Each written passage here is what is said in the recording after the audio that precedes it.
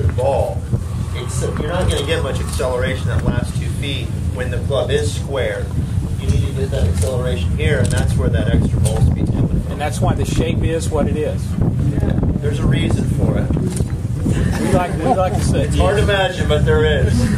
There's a reason we do everything. Yes. And the driver that he has is adjustable for 8 positions.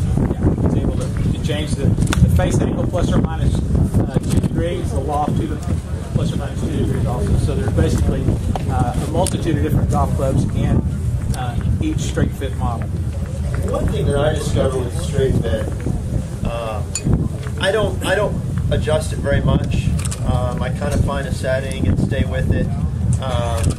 Except maybe when I go to play in Scotland where the ground's firmer and the wind's blowing a lot more, I might open the face up a little bit to take some loft off of it. But another added benefit that I didn't even think of was the ability to try different shafts. For us, without straight fit, we don't really try a lot of shafts because every club head's going to feel different. You don't want to take a shaft out of your gamer head because now you may have just ruined a great driver. So to be able to find your gamer head and then test different shafts in it, especially with all the fitting that's available in different shafts, I think that's a huge advantage for us at Nike to be able to do that. And along with the other new product, Suzanne is using the VR Straight Fit, and she just started to use that at the Tour Championship, correct? Yeah, well, it's been a pretty easy transition. I love this club, and right now I'm just looking forward to every time I'm going to stand up and hit it, but it's like Justice. Well, I'm much so, if I like something, I don't necessarily change. So Brian has a really tough job with me to try to get me to get new products in my bag, because if something works, I'm like, why should I change? But they wanted to change because the products are better. They're not going to hurt us. It's only going to help us. So he's come out a few times and like, Susie, why don't you try, just test this for it. And I'm like, 2 good balls. I'm like, it's in the bag.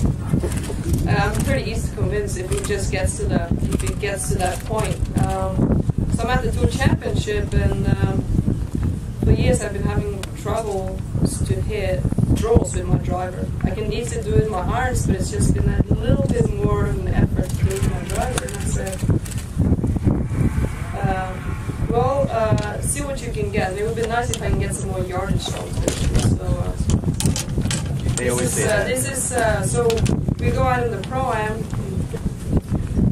He brings a few drivers, I test them, and I find this VR 9.5 pretty neutral position, because I would like to shape it both ways. I don't want to kind of favor like a draw more than a fade. And I just love it.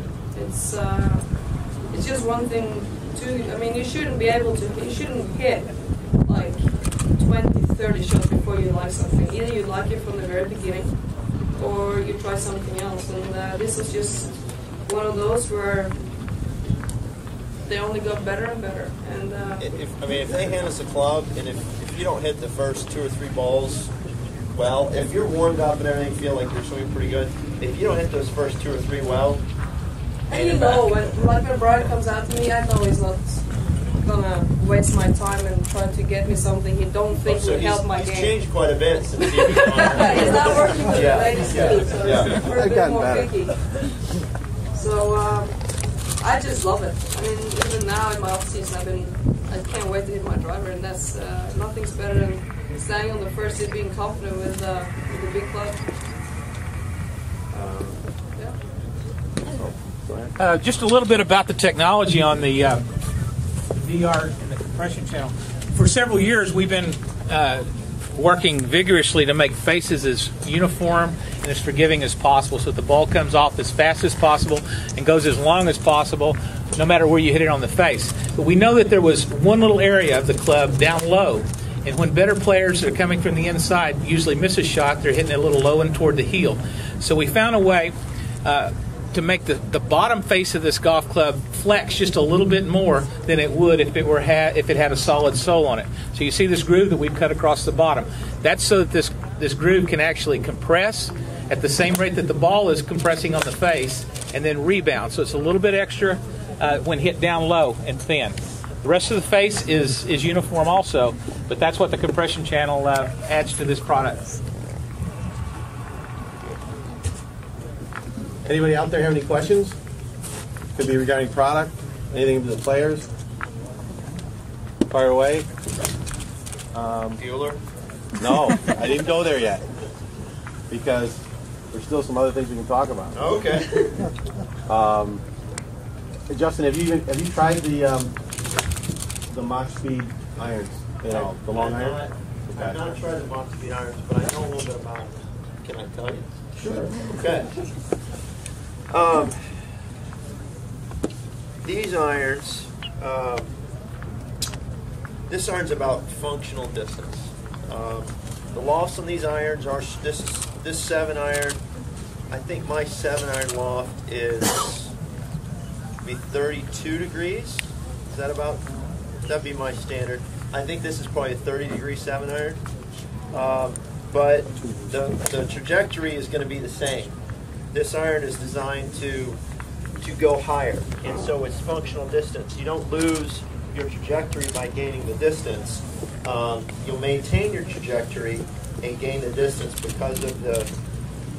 Is this a power bow? Yeah, we call it the power bow. Power bow, and the face. It's a compound.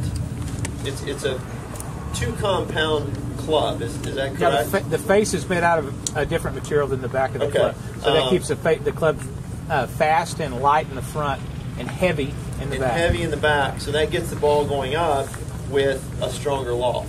So basically,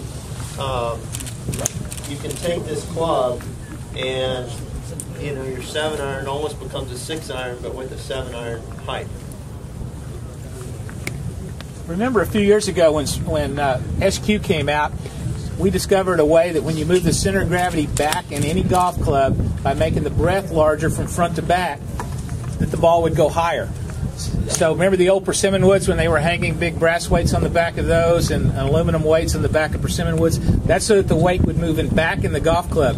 And any time for irons, for woods, that when you can move the weight back, it's just like when we were kids and getting on a little seesaw or teeter-totter.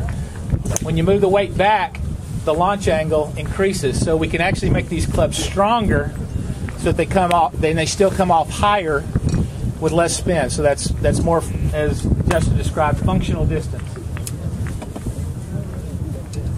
And I mean, this iron, it's more offset than mine, but it's got a nice profile, and it feels good.